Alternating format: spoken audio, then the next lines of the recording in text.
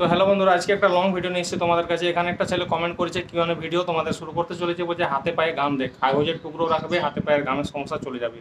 ব্রণ ঠিক করার জন্য ক্যান্ডিড বি অথবা তোমাদের আমি বলেছি যে KT5 যে ওষুধটা সেটা ব্যবহার করবে।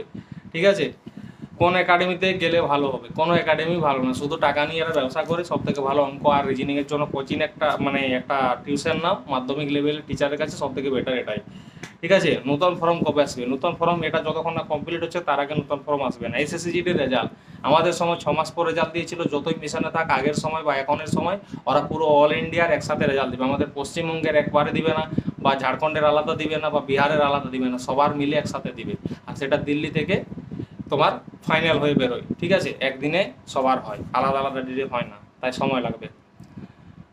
বলছে দাদা SSCGডির ভালো বই, ভালোভাবে নাম্বার কিভাবে তুলবো? দেখো, 3-4টা লেখকের বই কিনে পড়াশোনা করো, সব থেকে ভালো এটাই। একটা বই পড়ছো, আরেকজন 4টা বই পড়ছে, তোমার থেকে নিশ্চয়ই তার বেশি জানা হবে। ঠিক আছে, তুমি একটা ভালো রাস্তায় হাঁটছো, আরেকজন 4টা রাস্তায় হেঁটেছে, সে বুঝতে পারবে যে রাস্তা সব দিন ভালো হয় না, খারাপও হয়, পাহাড়িও হয়, আপ ডাউনও হয়। আর তুমি একটা ভালো রাস্তায় হেঁটে চলে গেলে ভাবছো ভালোই হবে, এরকম হয় না। তাই 3-4টা বই পড়ো। ভোটে যে আধার কার্ড, ভোটার কার্ডের যে নাম, সেই নাম ভুল আছে, সেটা ঠিক করো, তাহলে সমস্যার সমাধান। বলছে ফিজিক্যালের নাম্বার দেয়। ভাই, এটা পাগলের মতো কথাবার্তা। আমি এখানে বলবো যে তোমার হাইট 170 লেখা আছে, তুমি 170 যদি তোমার থাকে, তোমার বন্দুক সে গেটের ভেতরে ঢুকবে। তোমার যদি 170-এর থেকে কম থাকে, তোমাকে ঢুকতে দিবে? তোমাকে বলে তোমার হাইট হলো না, তুমি বাইরে যাও।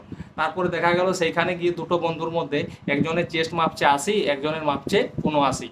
তাহলে কোন ছেলেটাকে সেখানে নিবে? নিশ্চয়ই যার 80 আছে তাকে নিবে। তো সেই ছেলেটাকে নিল, যার 79 আছে তাকে বাদ দিল। তারপরে চেস্ট ফুলাতে বলবে। একজন ফুলাতে পারছে 5 সেন্টিমিটার, একজন 4 সেন্টিমিটার। তাহলে যার 5 হচ্ছে তাকে নিশ্চয়ই সেখানে নিবে, আর যার কম হচ্ছে তাকে বাদ দিবে। এরপর দেখা গেল রানিংয়ে গিয়ে দেখা গেল যে একটা ছেলে 17 মিনিটে রানিং কমপ্লিট করলো 5 কিলোমিটার, আর একজন 23 মিনিটের পরে কমপ্লিট করলো, 24-এর মধ্যে। তো সেই 17 মিনিটের ছেলেটাও পাস হলো, 24 মিনিটেরটাও পাস হলো, কোনো নাম্বার নেই। সেখানে কিছু বলবেই না তোমাকে, তুমিও পাস করেছো, সেও পাস করেছো, পোজ করে রাখবে। তো এখানে কোনো নাম্বার দেয় না। সম্পূর্ণ একাডেমি এইসব যারা করছে না, এরা নিজেরা চাকরি ফাকরি পায়নি।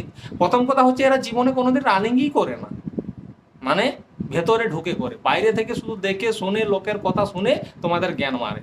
ঠিক আছে, মেন কথা হচ্ছে এটাই। তাই এদের কথা শুনলে নিজেরাই বিপদে পড়বে। তো মেন হচ্ছে এটাই। এরপর হচ্ছে অনেকে আমাকে জিজ্ঞেস করছে যে দাদা কোন মাসে অনলাইন হবে? এটা কমপ্লিট হওয়ার পরে অনলাইন হবে। আরেকজন কমেন্ট করেছে, বলছে দাদা একাডেমিতে গেলে কি 100% চাকরি হয়? তো আমি এই ব্যাপারে বলছি, যেসব মা বাবারা তাদের ছেলে মেয়েদেরকে টাকা দিয়ে একাডেমিতে পাঠিয়েছো, বা ভাবছো যে আমার মেয়ে আমার ছেলে একাডেমিতে আছে, সেখানে গিয়ে চাকরির জন্য প্রস্তুতি নিচ্ছে, আমি নিশ্চিন্তে আছি, এটা সম্পূর্ণ ভুল কথা। কারণ তোমার নজরে তোমার মেয়ে ছেলে যদি পড়াশোনা না করে, সেখানে হাজারো তোমার কাছে জ্ঞান দিবে, তোমাকে কথা শোনাবে যে আমাদের এখানে অনুশাসন, ডিসিপ্লিন, এই সেই অনেক কিছু আছে। লাস্টে তুমি তোমার মেয়েকে ফোন করবে, দেখবে 24 ঘন্টায় বিজি। ঠিক আছে, তুমি তোমার ছেলেকে ফোন করবে, 24 ঘন্টায় সে এনগেজ আছে। তার কারণ সেই একাডেমিতে কি করে টাকা নিয়ে নেয়, তোমাকে ছেড়ে দিবে, তুমি যা পাচ্ছ গরু গাধার মতন থাকো, গোয়ালের মতন। কোনো দায়িত্ব নেই তাদের। টাইমে ক্লাস করাবে, টাইমে দৌড়াবে। তুমি নিজে করলে ভালো। স্কুলে পড়লেই যদি কেউ মানুষ হয়ে যেত তাহলে তো হয়েই গেল, বাড়িতে কারো পড়াশোনার দরকার ছিল না কষ্ট করার। যারা ফার্স্ট রোল নাম্বার হয় বা ভালো পড়াশোনা করে, তারা বাড়িতে দিন রাত লেগে থাকে। কেন লেগে থাকে? স্কুলে পড়লেই তো হলো। এখানেই ব্যাপারটা হচ্ছে মেন কথা।